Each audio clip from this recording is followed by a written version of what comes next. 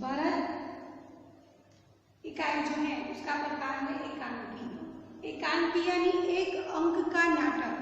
यह जो भरत एकांकी है वह एकांकी कवि कालिदास की रचना अभिज्ञान शाकुंतलम का एक अंश है। यह जो अभिज्ञान शाकुंतलम है वह संस्कृत में रचित है और राजा लक्ष्मण सिंह ने इसका हिंदी में अनुवाद किया है। तो भरत इकाई के बारे में जानने से पहले हम जो अनुवादक हैं राजा लक्ष्मण सिंह उनके बारे में थोड़ा परिचय जानते हैं। राजा लक्ष्मण सिंह का जन्म इसी सन 1926 में आगरा में हुआ। वे हिंदी, अंग्रेजी, फारसी, अरबी, बांग्ला और संस्कृत भाषा अच्छी तरह से जानते थे। अनेक पुस्तकों का अंग्रेजी का हिंदी में उन्होंने अनुवाद किया है। कवि कालिदास के अभिज्ञान शाकुंतलम, मेघदूत और रघुवंश के हिंदी अनुवाद करने पर उन्हें पुरस्कार से सम्मानित किया गया। मित्रों, यह जो भरत एकांकी है मैंने बताया कि अभिज्ञान शाकुंतलम का एक अंश है। यह जो भरत है वह एक छोटा सा बालक है और वह राजा दुष्यंत का पुत्र है। उसका नाम सर्वदमन और इसी सर्वदमन के नाम पर से उन्हें भरत नाम मिला और इसी भरत के नाम पर से हमारे देश का नाम भारत पड़ा। मित्रों, यह भरत एकांकी जानने से पहले हमें दुष्यंत राजा और उनकी पत्नी शकुंतला के बारे में जानना बहुत ही जरूरी है, तभी हम यह एकांकी अच्छी तरह से जान पाएंगे। मित्रों, शकुंतला जो है उसकी माता मेनका नाम की एक अप्सरा थी। वह महर्षि ऋषि का तप भंग करने के लिए आई थी। तप भंग करने के बाद मेनका और महर्षि ऋषि दोनों कई समय तक साथ में रही और फिर उन्हें एक पुत्री का जन्म हुआ। बाद में ऋषि को मेनका के बारे में पता चला, तब उन्होंने मेनका को वहां से चले जाने के लिए कहा। मेनका वहां से चली गई और ऋषि वह छोटी सी पुत्री को लेकर वहां घर से निकल गए। उन्होंने वह छोटी सी पुत्री को कण्व ऋषि के आश्रम में छोड़ दिया और वहां से चले गए। पूरी रात वहां शकुंतला छोटी सी बच्ची वहां अकेली पड़ी रही और शकुंत यानी कि पक्षियों ने उसकी रक्षा की, इसीलिए उसका नाम शकुंतला पड़ा। कण्व ऋषि के आश्रम में रहकर वह बड़ी हुई। एक समय ऐसा आया कि वहां हस्तिनापुर के राजा दुष्यंत वहां आए शिकार करने के लिए। आखिटक बंदर वहां आए और उन्होंने वहां शकुंतला को देखा। शकुंतला को देखकर उन्हें उसके साथ विवाह करने की इच्छा हुई और प्रस्ताव रखा। शकुंतला ने कहा कि मैं कण्व ऋषि के आश्रम में रहती हूँ और वे इस वक्त नहीं है, वे यात्रा पर गए हैं। तब राजा दुष्यंत ने कहा कि हम दोनों गंधर्व विवाह कर लेते हैं और दोनों गंधर्व विवाह कर लेते हैं। कुछ समय पसार होता है और दुष्यंत राजा को अपने महल में वापस जाना पड़ता है। तब वह शकुंतला को एक अपनी निशानी अंगूठी देकर जाते हैं। फिर शकुंतला दुष्यंत राजा की याद में हमेशा खोई रहती है। उस समय वहां दुर्वासा मुनि आते हैं। वे बड़े क्रोधित स्वभाव वाले हैं और जब देखते हैं कि यह जो शकुंतला है वह अपनी यादों में खोई हुई है और दुर्वासा मुनि को लगता है कि इस शकुंतला ने मेरा अपमान किया है, उसने मेरा स्वागत नहीं किया और वे क्रोधित होकर उसे श्राप दे देते हैं कि तू जिसे याद कर रही है वे तुझे इसी वक्त भूल जाएंगे। और सच में ऐसा ही होता है। शकुंतला को पता चलता है तब वह क्षमा मांगती है, माफी मांगती है। तब रास्ता निकाला जाता है कि तुम्हारे पास अगर कोई उनकी निशानी है तो उस निशानी के माध्यम से वे तुम्हें फिर से याद करेंगे। तब शकुंतला कहती है कि मेरे पास उनकी एक अंगूठी है। तो दुर्वासा मुनि कहते हैं कि इस अंगूठी के माध्यम से वे तुम्हें फिर से याद करेंगे। वे वहां से चले जाते हैं। कुछ समय पसार होता है। कण्व ऋषि वापस आते हैं और कण्व ऋषि सारी बात जानते हैं। शकुंतला उन्हें बताती हैं और यह भी बताती है कि वह गर्भवती है। ऋषि बताते हैं कि विवाहित कन्या को अपने पिता के घर रहना उचित नहीं है, उसे अपने पति के घर ही रहना चाहिए। आश्रम के कुछ लोगों के साथ शकुंतला को हस्तिनापुर भेजा जाता है राजा दुष्यंत के पास। रास्ते में गंगा नदी आती है और वहाँ वे लोग थोड़ा विश्राम करते हैं और पानी पीते हैं। पानी पीते समय शकुंतला के हाथ से अंगूठी निकल जाती है और इसका ध्यान शकुंतला को नहीं रहता। वे लोग वहाँ से चले जाते हैं। यहाँ जो अंगूठी है वहाँ मछली अपने मुंह में निकल लेती है। वहाँ पहुंचकर राजा दुष्यंत शकुंतला को पहचानने से इनकार कर देते हैं। वे मना करते हैं कि मैं इस स्त्री को नहीं जानता। तब शकुंतला को वह अंगूठी का ध्यान आता है और वह अंगूठी में दिखाने के लिए तैयार होती है, परंतु उसके हाथ में अंगूठी नहीं थी, वह तो गिर गई थी। वे कई प्रमाण देती हैं, परंतु राजा दुष्यंत स्वीकारते नहीं। उनके मंत्री जो होते हैं वे कहते हैं कि यह स्त्री मां बनने वाली है, इसलिए मैं अपने साथ ले जाता हूँ। अगर यह स्त्री पुत्र का जन्म देती है, पुत्र को जन्म देती है, तो वह आपकी पत्नी अवश्य होगी। तो यह देखने के लिए वे ले जाते हैं। रास्ते में सब मेनका मिल जाती है और मेनका अपनी पुत्री को वहां से लेकर अंदर ध्यान हो जाती है और वह कण्व ऋषि के आश्रम में फिर से उसे छोड़ाती है। यहाँ जो मछली अंगूठी निकल गई थी वह मछुआरे के हाथ में आ जाती है, क्योंकि उस समय मछुआरा बहुत सारी मछलियों को पकड़ कर ले जाता है और घर जाकर देखता है कि मछली के मुंह से अंगूठी निकली है। यह अंगूठी मछुआरा जो है बाजार में बेचने जाता है, तब रास्ते में जो सैनिक थे उन्हें पकड़ लेते हैं और राजा के पास ले जाते हैं। यह अंगूठी राजा को दिखाई जाती है और अंगूठी देखकर ही राजा फिर से शकुंतला को याद करने लगते हैं और वे शकुंतला की खोज में निकल पड़ते हैं। शकुंतला कहीं पर भी नहीं मिलती। कुछ समय पसार हो जाता है और इंद्र का संदेश आता है कि दानव के साथ युद्ध करना है और दुष्यंत राजा अपनी सहायता करने के लिए जाते हैं। युद्ध समाप्त होने के बाद इंद्र जो थे वे किसी निर्जन स्थान पर उन्हें वापस छोड़ाते हैं और संजोगवशात यह आश्रम था कण्व ऋषि का। वे वहां से धीरे धीरे उन्हें पता चलता है कि कण्व ऋषि का आश्रम है और वे उनके दर्शन के लिए वहां आते हैं। तो वे देखते हैं कि एक बालक सिंह सावक के साथ खेल रहा है और दो तपस्विनियां उन्हें रोक रही हैं। यह दृश्य देखकर वे पेड़ के पीछे छुप जाते हैं और सारा दृश्य देखते हैं। मित्रों, यहाँ से एकांकी शुरू होती है। यहाँ से एकांकी शुरू होने पर राजा दुष्यंत को अपनी शकुंतला और अपना पुत्र दोनों प्राप्त होते हैं। इस एकांकी के मुख्य पात्र हैं बालक भरत, राजा दुष्यंत और पहली तपस्विनी दूसरी तपस्विनी। बालक जो है वह सिंह के बच्चे को घसीट कर ले आता है। दो तपस्विनियां उन्हें रोकती हैं और राजा दुष्यंत पेड़ की ओट से उन्हें देख रहे हैं। बालक कहता है कि अरे सिंह, तू अपना मुख खोल, मैं तेरे दांत गिनना चाहता हूँ। पहली तपस्विनी कहती है कि ए हठीले बालक, तू इन वन के पशुओं को क्यों सताता है?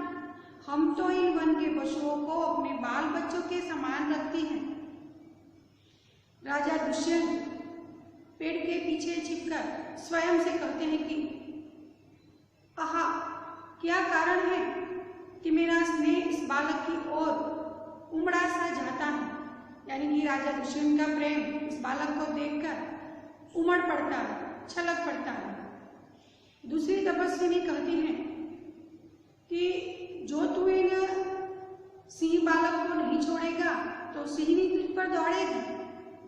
बालक हंसकर कहता है, ठीक है, सिंहनी का मुझे ऐसा ही डर है, और मुंह चिढ़ाता है। राजा दुष्यंत स्वयं से अवश्य यह बालक किसी वीर पुत्र लगता है, किसी वीर का पुत्र लगता है और उसका मुख अग्नि के समान दमक रहा है। दमकना यानी चमकना। पहली तपस्विनी कहती है कि हे प्यारे बालक, सिंह के बच्चे को छोड़ दे, मैं तुझे खिलौना दूंगी। बालक कहता है, पहले खिलौना दो, लाओ राजा दुष्यंत दूर से जब बालक ने खिलौना लेने के लिए हाथ पसारा, तब राजा दुष्यंत दूर से उसकी हथेली देखकर स्वयं से कहते हैं कि इस बालक की हथेली में तो चक्रवर्तियों के लक्षण हैं। चक्रवर्ती यानी कि सम्राट, और चक्रवर्ती का दूसरा अर्थ है कि समुद्र तक की पृथ्वी को जीतने वाला सम्राट। और कहते हैं कि उसकी उंगलियों में तो अद्भुत जाल है, और उसकी हथेली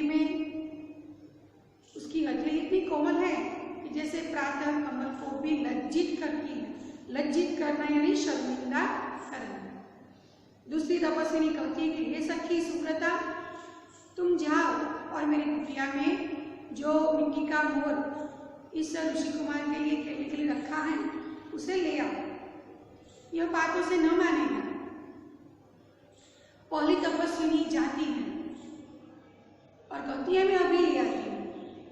राजा दुष्यंत अपने आप सोचते हैं कि इस सुंदर बालक के साथ खेलने को मेरा मन कितना ललचा जाता है। कितना सुंदर बालक है, इसीलिए राजा दुष्यंत उसके साथ खेलने के लिए ललचा जाते हैं। और वे मन ही मन सोचते हैं कि धन्य है वे मनुष्य जो अपने पुत्रों को गोद में लेकर उनकी धूली से उनके अंग की धूली से अपनी गोद मैली करते हैं। यानी कि बच्चों के कपड़े मैले होते हैं ना, गंदे धूल वाले, और वे अपने बच्चों को गोद में बिठाते हैं और उनके कारण उनकी गोद भी धूल वाली होती है। और उनके मुख अकारण ही हंसी से खुल जाते हैं और उज्ज्वल दांतों की शोभा दिखाते हैं और तुतले वचन बोलते हैं। उज्ज्वल यानी चमकदार, तुतले यानी अटपटे शब्द। छोटे छोटे बच्चे होते हैं ना, वह तुतले वचन बोलते हैं, अटपटे शब्द बोलते हैं।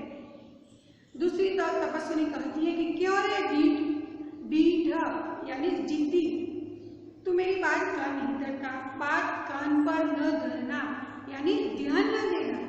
बालक तपस्विनी की बात को कान पर नहीं धरता और इधर उधर देखती है कि कोई ऋषि कुमार है तो उसे समझाए। राजा दुष्यंत पर उनकी नजर पड़ती है, कहती है कि हे महात्मा, तुम ही आओ और इस बलि बालक से इस शावक को छुड़ाओ। राजा दुष्यंत कहते हैं अच्छा, और वे हंसते हुए आते हैं और हंसकर बालक से कहते हैं हे ऋषि कुमार, तुमने इन तपोवन के विरुद्ध का आचरण क्यों सीखा है? इससे तुम्हारे कुल की लाज जाती है। यह कोई ठीक बात नहीं है। यह सुनकर बालक जो है वह सिंह शावक को छोड़ देगा। यह ऋषि कुमार नहीं है दुष्यंत, सत्य है। इसके काम ही ऐसे साहस के हैं।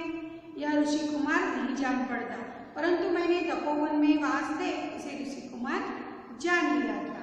बच्चे की हथेली को अपने हाथों में लेकर स्वयं से वह कहते हैं कि जब इसके हाथ छूने से मुझे इतना आनंद मिलता है तो जिस बड़भागी का यह पुत्र है उसे कितना सुख मिलता होगा।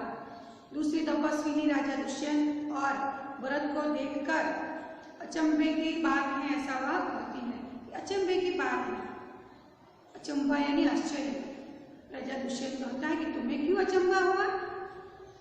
तपस्विनी कहती है इसीलिए अचंभा हुआ कि इस बालक की सूरत और आपकी सूरत, दोनों की सूरत मिलती जुलती है। सूरत यानी चेहरा, दोनों की सूरत मिलती जुलती है।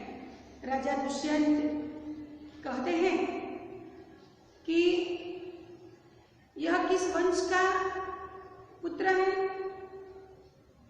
तो तपस्विनी कहती है कि यह कुरुवंशी है। दुष्यंत स्वयं से कहते हैं कि इसीलिए इसकी सूरत मुझसे मिलती जुलती है। बच्चे को गोद से उतारकर वे कहते हैं कि कुरुवंशियों में दो रीति निश्चित है। पहली एक तो यह कि युवावस्था में वे पृथ्वी की रक्षा करें, प्रजा का पालन पोषण करें, और वृद्ध अवस्था में वे जितेंद्रिय होकर वन में पेड़ के नीचे कुटिया बनाकर तप करें। देवता जैसी शक्ति वाला यह बालक निडर और असाधारण पुत्र लगता है, और यह भला ऋषि कुमार कैसे हो सकता है? तब दूसरी तपस्विनी कहती हैं कि हे परदेसी, अगर तू जान लेगा कि इसकी माता कौन है तब तेरा संदेह मिट जाएगा। यह जो बालक है वह मेनका नाम की अप्सरा की पुत्री का बेटा है, और इसी के प्रताप से इस देवपीतर भूमि में इसका जन्म हुआ है। देवपीतर यानी पूर्वजों की भूमि, यहाँ उसका जन्म हुआ है। तब राजा दुष्यंत को जिज्ञासा होती है कि इसकी माता का नाम क्या है, और वह पूछता है कि वह जो इसकी माता है वह किस राजर्षि की पत्नी है।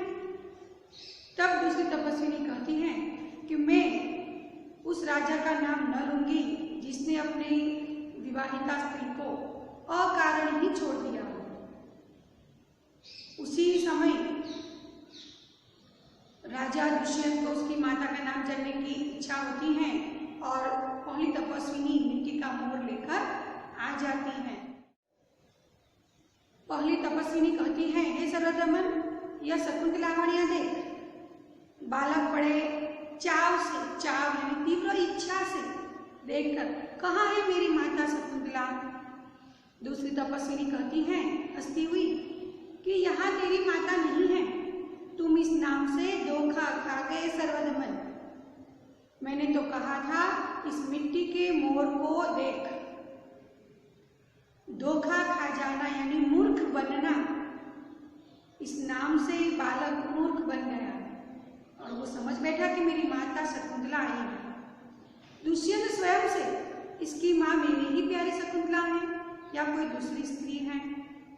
यह वृत्तांत मुझे ऐसे व्याकुल करता है जैसे मृग तृष्णा प्यासे हिरण को व्याकुल करती है। मृग तृष्णा यानी दूर रण विस्तार में, मरुभूमि में हमें ऐसा लगता है कि वहाँ पानी है, और जब हम वहाँ पास में जाकर देखते हैं तो वहाँ पानी नहीं होता, हमें सिर्फ भास होता है कि पानी है, सच में पानी नहीं होता। और ऐसा दृश्य देखकर हमें हमारी प्यास और बढ़ जाती है। मृग तृष्णा, व्याकुल यानी परेशान। बालक खुश होकर, मुझे यह मोर बहुत अच्छा लगता है, खिलौना ले लेता है। पहली तपस्वी घबराकर, ओह, इसकी बाह से रक्षाबंधन कहाँ गया? राजा दुष्यंत कहते हैं, घबराओ मत, जब यह नहर से खेल रहा था तभी उसके हाथ से छूटकर यहाँ पड़ा है, मैं अभी उठाकर दे देता हूँ। पहली तपस्विनी, अरे अरे मत उठाओ। दूसरी तपस्विनी कहती है, ओ, इसने तो उठा ही लिया। राजा दुष्यंत कहते हैं, यह लो, परंतु मुझे यह बात बताओ कि आपने मुझे इसे उठाने से मना क्यों किया?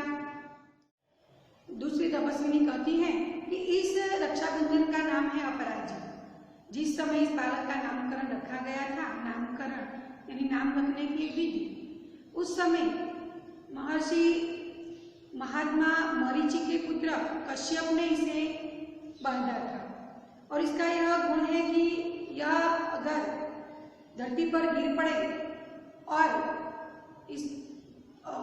गिर पड़े तो इस बालक की माता और पिता के अलावा कोई दूसरा उसे छू न सकेगा। तो राजा दुष्यंत कहते हैं, और जो कोई उसे उठा ले तो पहली तपस्विनी कहती है, तो यह सांप बनकर उन्हें डस लेता है। राजा दुष्यंत कहते हैं, तुमने कभी ऐसा होते हुए देखा है? पहली तपस्विनी कहती है कि हाँ, कई बार देखा है।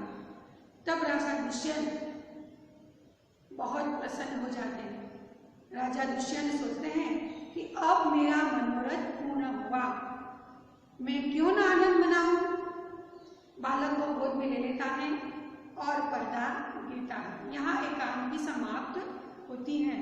मित्रों, राजा दुष्यंत शकुंतला की खोज में थे और वे वहाँ आश्रम में आए तो उन्हें शकुंतला और अपना पुत्र दोनों प्राप्त हो जाते हैं। इसलिए वे कहते हैं, क्यों ना मैं आनंद मनाऊं, और पुत्र को गोद में ले लेते हैं और बहुत खुश हो जाते हैं।